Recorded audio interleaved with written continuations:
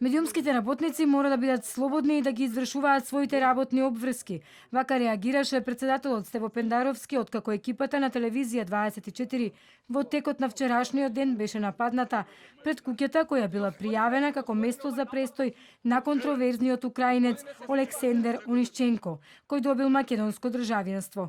Пендаровски во својата реакција побара брза истрага од надлежните институции и соодветни санкции за сторителот на делото. Најостро го осудувам нападот врз снимателот на ТВ24 Љубиша Игнатов.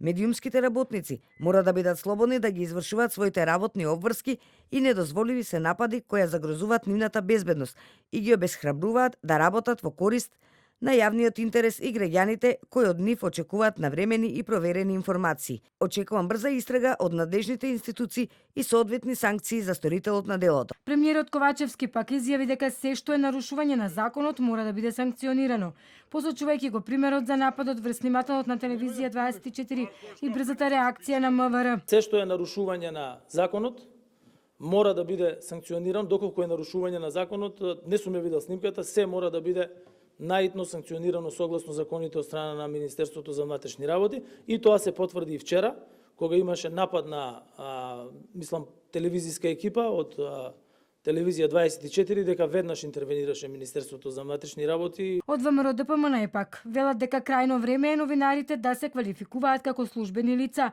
и да се заштитат од понатамошни напади. Сметам дека е крајно време да се интервенира и да се класифицираат новинарите како службени лица и на тој начин не верувам дека ваков нецивилизиран испад би можело да се случи повеќе. Левица исто така го осуди нападот и посочија дека ако ваков настан се случил во минатото, ќе се сметало за режим. Вашата новинарска фела е доста и под напади и под закани.